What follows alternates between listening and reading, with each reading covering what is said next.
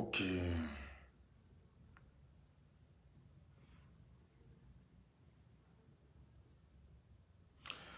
Salam alaikum, Malidon.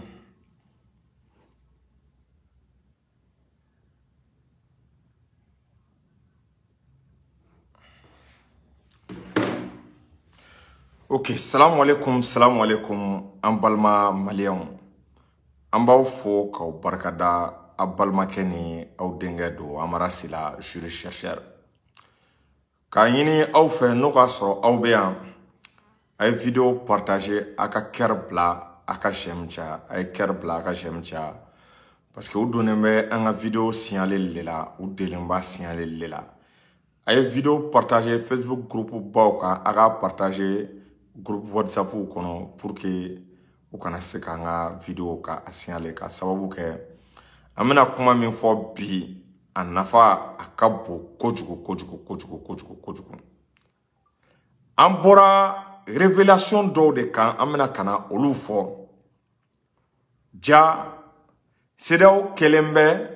anganiala ube bagabaga la jijgoro kubanga autorité bagabaga kube plainte du kama est-ce qu'il y a famu CPI la kube plainte do Mali kama CPI la anga autorité ubega o bagabaga ke jijgoro o temelenko ibaye ka fotuguni voilà o temelenko ibaye ka fotuguni ambora nouvelle wore kalama ko France espion do esia famu ku menela ku klala ka relâcher amna ndado o ko fenela aleni révélation badem ne beja Malé plainte do France kama ni bedigile meseda ola amena andado o kunafoni nunu chamana esi ya famu en même temps amena proposition do ke pour que Mali bise ka posséder ola rapidement chomena sinon obeka janfa la be angama de angana ski janfa inka ansoro anga kon ka janfa anticiper angana ski Balma ke ne bolo volume kane. Moi je pense que le volume est bon hein. Volume ba dane là. Voilà, volume ba dana. Donc ni janfa badene la benembe sedao konala malima esia famu. Plenty ko projet olu bebe ala. Côte d'Ivoire ka dossier be akonala ani ko espion do menela amena ni thème nunu de développer a Balma ke ni au denga fa amara c'est la chercheur. Donc ne mo be femina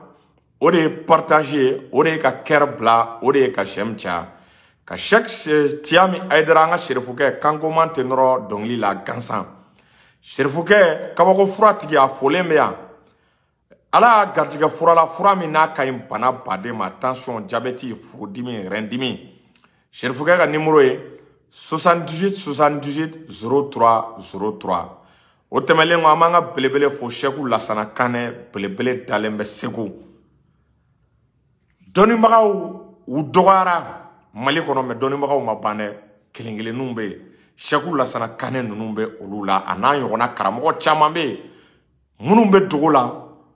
kenaka ubeka do ke Mali donc ka mi fanga autorité ya be ko ke ayaw sara Lassana Kane Lassana Kane ay Mali deme ibe ka tagali la wa be ka Mali deme pour que France kana seka dongoro soro Mali konala a folendo buya aidara folendo Ousmane Chérif Madane aidara nunu aleni Soufi Blal nunu ubeka foli be aka Sheku Lassana Kane ka mugadam do fo Aboubacar na be kati o folembe ya o temele ngo segu autorité morale afane ka foli be ya ka segu jeli kuntige fo Tidiane Koita afane ka foli be ya mo ba la volume moi je pense que volume kayen mais quand réel ça je pense que volume kayen c'est ça ame watimna donc voilà que volume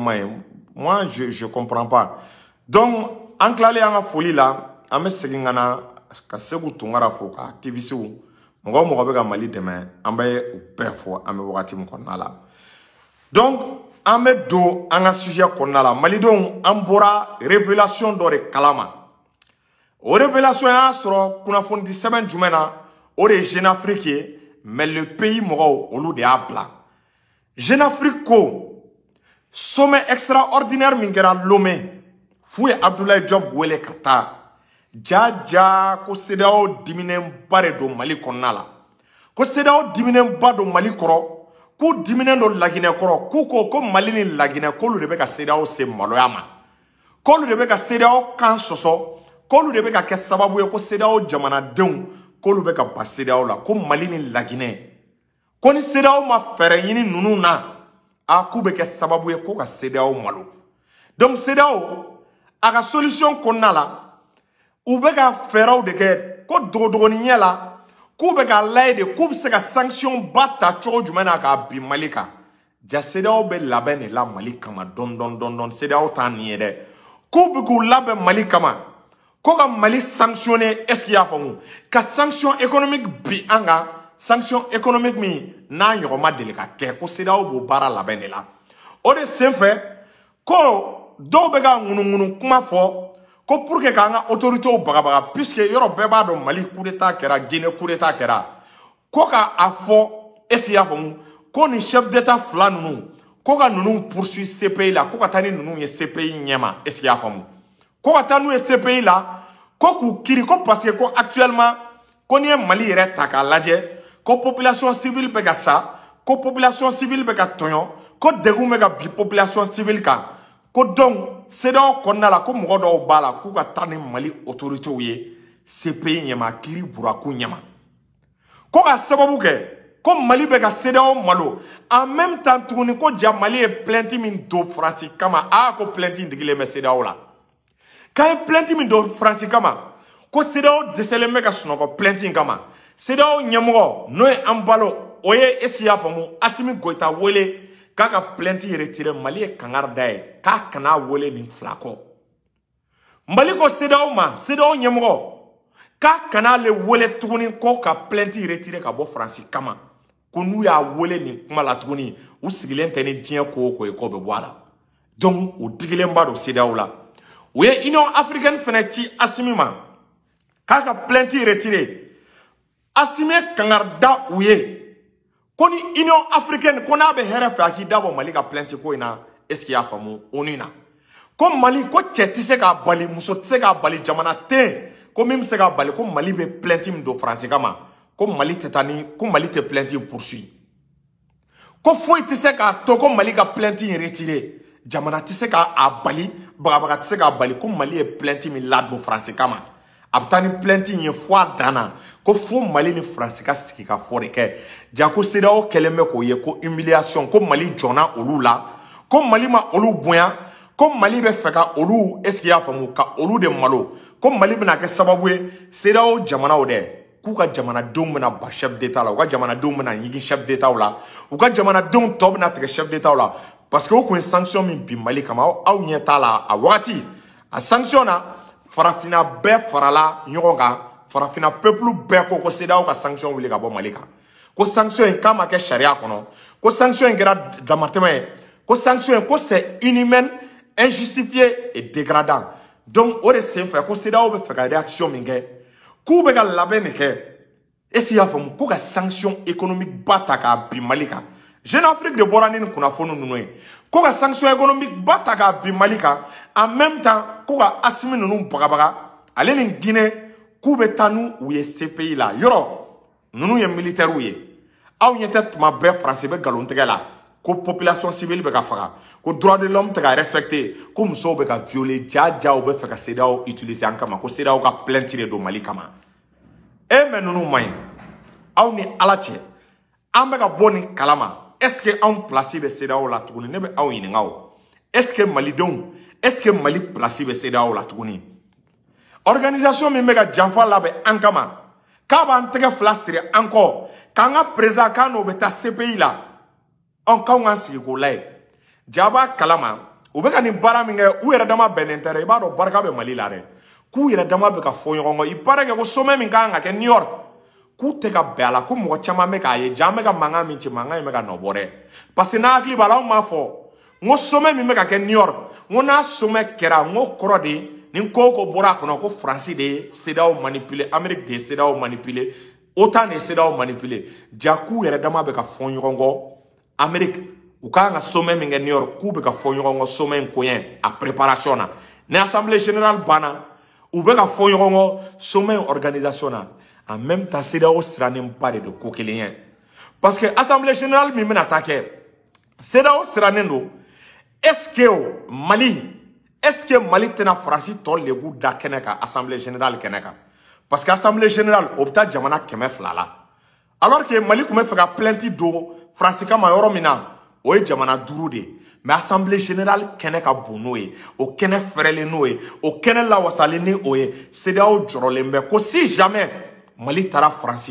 est-ce qu'il y a faamu prévu minnu bɛ an bolo Mali ka taa o prévu ninnu dankɛnɛya assemblée kɛnɛ kan CEDEAO sirannen ba de do surtout Salon Choguel taara kuma min fɔ France ma n'a ye CEDEAO jigi tigɛ aw sirannen bɛ Mali kana taa o kuma kelen sugu o kuma ɲɔgɔn sugu fɔ France ma ka taa ka prévu dankɛnɛmaya est-ce qu'il y a faamu France ma o ni ka sigi kɔnɔ assemblée générale la CEDEAO sirannen bɛ o haminen bɛ o jɔrɔlen bɛ nin bɛɛ ye o de la n'a fɔra aw ye ko CEDEAO bilalen bɛ en mission commandée ka Mali déstabiliser avant décembre malidenw aw kan ka da la a b'a dɔn o de la Assimi ye nin faamu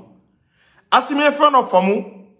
ko Ivoiriens sisan u b'a dɔn CEDEAO bɛ fɛ ka sanction kɛ bi Mali kan Ivoiriens ye mun de fɔ k'olu bɛna sommet fana provoquer CEDEAO ka sigi la olu ka 49 soldats min bɛ yen disons n'a kɛra 46 ye Ivoiriens fana ko k'olu bɛna CEDEAO da don o la ko ni Mali ma o bila CEDEAO ka Mali sanctionner CEDEAO ka Mali jangi o kuma ko côté digi cɛ kɔnɔ b'a la mais n'i y'a ta a kɔnɔ la a dusu bɛ bɔ dɛ o kuma in i b'a kalama ko digira Assimi na fo k'a fɔ a to ten n'aw hakili b'a la Mali kun bɛ ka bonya fɛn fɛn da soldat ninnu kan Mali y'o bonya bɔ yen à partir d'hier Mali ko soldat minnu minɛla ko mercenaires de don Alassane ka mercenaires de don soldat fɛn fɛn minɛla k'a soldat ye mercenaires de donc ni mercenaire minɛla a kan ka traiter ni charia kisɛ minnu ye a kan ka traiter ni charia tɛmɛsira minnu ye mercenaire bɛ traiter ni o ye Assimi ye kangari da ko CEDEAO ma n bɛ kangari kelen d'aw ye ni Ala ye aw ci aw ko k'aw ɲɔgɔn sanction tala tɛ ko ni Ala y'aw ci a ka Mali sanctionner sen na ko Ivoire sanction dama yɛrɛ parce que Côte d'Ivoire tɛ o bɛ fɛ ka profiter Côte d'Ivoire la en réalité o bɛ fɛ ka embargo de bin Mali kan tuguni ka Mali traduit CPI la ka taa ni Mali ye CPI la est-ce qu'il y a faamu ka Mali an ka dirigeant ninnu ka plainte do parce que organisation CEDEAO organisation de jamana caman n'olu farala ɲɔgɔn kan ka plainte do chef d'état kama an kana ɲɔgɔn nɛgɛ a plainte a bɛ fanga sɔrɔ dɔɔni donc u b'o baara de la donc Ivoire bɛ fɛ k'i dogo o de kɔfɛ ko CEDEAO ka pression kɛ Mali ka Mali ka se ka olu ka soldats libérer ni Mali ma sɔn o bɛ sanction bi an kan ni Mali ma sɔn o bɛ fɛ k'u b'an ka autorités tɔgɔ cɛ k'u traduit en justice ka taa u jɔ CPI ɲɛma a b'a kalama France ka kabako plan u ka jinɛ plan ani CEDEAO ka kabako plan n'a ka jinɛ plan o de dankɛnɛmayalen filɛ nin ye est-ce qu'il y'a faamu aw ɲɛkɔrɔ malidenw donc n'an bɛ nin contexte la an bɛ nin situation na se jumɛn bɛ Mali ye Mali kan ka mun de kɛ ne bɛ n bɛ ka rumeur minnu mɛn Mali bɛ k'i labɛn CEDEAO bɔli kama parce que kunun Assimi ye discours min kɛ ko hali CEDEAO ka Mali dɔgɔya dɔrɔn kuma dɔrɔn tɛ dɛ k'u ka an dɔgɔya dɔrɔn u k'a fɔ ko hali Mali man ɲi k'a bɛ i yɛrɛ sama a bɛ Mali ta ka bɔ CEDEAO la ni Mali bɔra CEDEAO la o ye CEDEAO binnen de o ye CEDEAO tiɲɛnen de wa ni Mali bɔra CEDEAO la Guinée fana bɛ bɔ parce que CEDEAO diminen bɛ jamana 2 de kɔrɔ Mali ni Guinée k'u b'a la ko Paul Henri Damiba ko Damiba tagacogo ka ɲi ma ko CEDEAO b'a la ko Damiba tagacogo ka ɲi k'o ye bon élève ye quoi est-ce qu'il y a faamu k'o ye bon élève ye mais ne bɛ i b'a dɔn tôt ou tard parce que Damiba ni Assimi bɛ ka gɛrɛ je sais que tôt ou tard u ni Damiba fana bɛna bila ɲɔgɔn na mais bi malidenw kan ka nisɔndiya ko jumɛn na parce que CEDEAO bɛ Mali ni Guinée de kɔ sisan k'olu de bɛ k'u lamaloya k'olu de bɛ ka ban u ka fɔta ma o b'a yira k'a fɔ Mali ni Guinée u bɛ ka tɛgɛ di ɲɔgɔn ma min kɛ a tɛgɛ di ɲɔgɔn ma a nafa bɛ ka ɲa n'i y'a ye a bɛ ka digi CEDEAO la o kɔrɔ a bɛ ka digi France la donc o b'a yira ko Mali ni Guinée ka continuer tɛgɛ di ɲɔgɔn ma la Mali ni Guinée ka continuer est-ce qu'il y a faamu coopération na Mali ka continuer an ka Côte d'Ivoire port bila an ka ɲɛsin Guinée port ma hali Sénégal an k'u port to yen parce que Macky Sall halisa ale kun tilenna ma dɔn Macky Sall ninnu bɛ double G de la mɔgɔ t'u sugu dɔn tantôt i b'a fɔ u bɛ Mali fɛ tantôt i b'a fɔ u ti Mali fɛ donc Mali ka continuer même min fɔ a ye a ka relation na avec la Guinée Mali ka continuer a ka relation na avec la Mauritanie mɔgɔw ti min dɔn n bɛ révélation dɔ k'aw ye Sadio Camara y'i teliya a taara Mauritanie Mauritanie fana nana an fɛ yan Mali ni Mauritanie accord dɔw signé u ni ɲɔgɔn cɛ notamment terroristes kɛlɛli b'o o la notamment est-ce qu'il y a faamu ka bɔ ni minanw ye Mauritanie ka don ni minanw ye Mali la ka bɔ ni minanw ye Mali la ka taa Mauritanie o coopération fana b'o la donc i b'a dɔn k'an bɛ ka CEDEAO bɔli ɲɛsigi de donc n'an bɔra CEDEAO la an b'an ɲɛsin Mauritanie n'an bɔra CEDEAO la an b'an ɲɛsin Guinée an bɛ ka nin ɲɛbila baaraw de kɛ parce que an b'a dɔn an tɛ kisi CEDEAO ma bon mais min fɔ a ye n'an bɔra CEDEAO la a b'a kalama avantage ba de bɛ a la parce que n'an bɔra CEDEAO la a b'a dɔn o ye pression bɔlen an kan CEDEAO dirigeant tɛna se an ma CEDEAO tɛna an tɔɔrɔ ni Mali bɔra CEDEAO la bi Mali obligelen tɛ tuguni k'i teliya ka élection préparer Mali kan di CEDEAO de ma k'a bɛ élection kɛ n'an bɔra CEDEAO la sisan o ye doni de bɔlen Assimi ninnu kunna élection kuma tɛ yen tuguni ni wagati min y'an diya an b'an ka élection kɛ parce que anw hakili la ko an bɛ CEDEAO bonya o b'an to an danbe la n'u tɛ k'an to an danbe la ni Assimi y'an sama k'an retirer ka bɔ CEDEAO la a avantage fɔlɔ-fɔlɔ Malidenw président min ka di aw ye o président o bɛ continuer Choguel bɛ continuer a ka gouvernement ma an bɛ continuer fo ka taa Mali stabiliser ni Mali stabilisera wagati min na an bɛ élection kɛ o y'a avantage fɔlɔ ye avantage filanan ye mun ye ni Mali bɔra CEDEAO la dɔ bɛ bɔ terroristes ka attaque la parce que frontière de bɛna fermer ni frontière fermer ani ninnu cɛ donc djihadistes tɛ se ka bɔ u fɛ ka don an fɛ yan u tɛ se ka bɔ an fɛ yan ka don u fɛ yen o ye avantage dɔ ye aw ma ye sanction wililen pendant que sanction tun bɛ yen sécurité min tun bɛ Mali kɔnɔ sanction wililen o sécurité tɛ donc o b'a yira ni CEDEAO ni an y'an yɛrɛ ta ka bɔ Mali sécurité a tɔ a bɛ renforcer avantage dɔ ye jumɛn ye tuguni n bɛna n da don o la avantage est-ce qu'il y a faamu Mali bɛna a ka monnaie créer n'an ka monnaie créer Mali ni Guinée bɛ se ka jɛ ka monnaie créer Mali Guinée Burkina fana ni Damiba sɔnna Damiba kɔni a bɛ sɔn ni sira kan ni Damiba fana y'i clé à 100% Mali Burkina Guinée ni jamana saba bɛ se ka jɛ monnaie kelen na a b'a kalama k'o ye nouvelle dumanba de Mali b'i retirer Guinée b'a retirer Burkina b'a retirer ni jamana saba est-ce qu'il y a faamu ni jamana saba bɛ jɛ ka monnaie kelen créer u bɛ monnaie kelen dun a monnaie bɛ girinya wa u jamanaw i b'a ye coopération bɛ intensifier u ni ɲɔgɔn cɛ Mali k'i teliya terrain sira min b'an ni Guinée cɛ u ka terrain sira in bolili teliya joona ni terrain sira in dara sisan gɛlɛya ni degun fɛn fɛn bɛ Mali kan a bɛ ban an bɛ Guinée port an b'an servir o la en même temps Mali ka projet dɔ labɛn Guinée port ka Guinée dɛmɛ k'a ka port agrandir k'a ka port bonya ni Guinée ka port agrandir k'a ka port bonya Foma kun delila ka projet dɔ fɔ projet in tɛ sogo ye dɛ est-ce que y'a faamu sogo tɛ projet in ye n'o de ye ka couloir navigable cɛncɛn ni baji min n'o kɛlen bɛ sababu ye bateau tɛ se ka bɔ Mali la ka taa Guinée k'a cɛncɛn wuli k'a bɔgɔ wuli est-ce que y'a faamu k'a dingɛ ninnu k'a ase pour que bateau ka se ka bɔ yan ka taa Guinée port la est-ce que y'a faamu ka taa marchandises ta ka na n'o ye Mali fɛnɛ ka préparer port artificiel dɔ o créeli la Mali la donc ni minɛnw bɔra Guinée baji fɛ est-ce que y'a faamu terrain sira fɛ o bɛna bila Mali port la donc nin bɛɛ ye avantage dɔ ye ni nin kɛra baara baden de bɛ créer denmisɛnninw bɛ baara sɔrɔ i tɛ chômage ko kuma mɛn Mali la chômage ko o tɛ yen Assimi k'i préparer parce que an tɛna kisi an b'an labɛn CEDEAO parce que a man kan ka mɛn anw tulo la ko CEDEAO ye embargo bin anw kan ka sɔrɔ an ma labɛn yanni u ka embargo bin anw kan dɛ anw de b'an retirer ka bɔ CEDEAO la o la anw tɛ temps d'u ma c'est-à-dire n'anw ko k'an bɔra sisan CEDEAO de bɛ problème sɔrɔ parce que an b'an sara u la u t'a kalama an bɛna bɔ wagati min na donc nous serons en position de force o la u bɛ obligé de ka stratégie kuraw sigi ka stratégie kuraw ka olu adapter Mali kama est-ce que y'a faamu n bɛ kelen fɔ Assimi ye a ye nin yɔrɔ kolonkolon a ka se a ma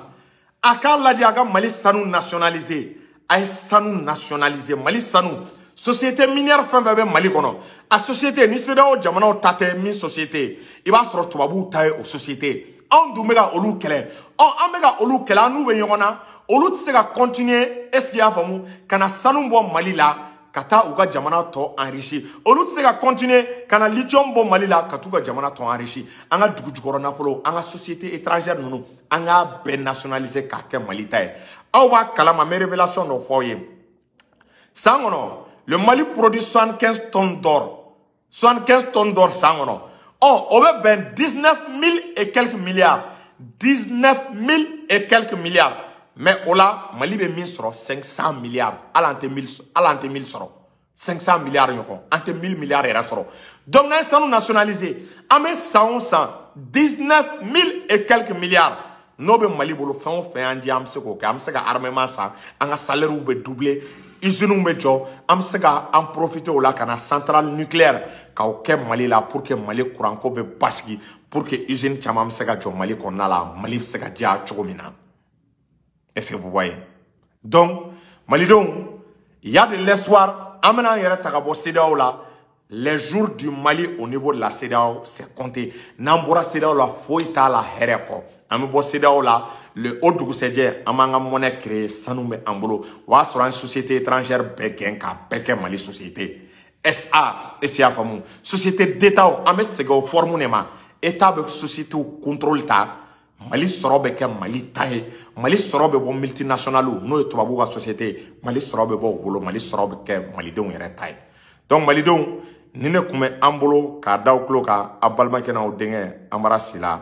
jury chercheur salamu alaikum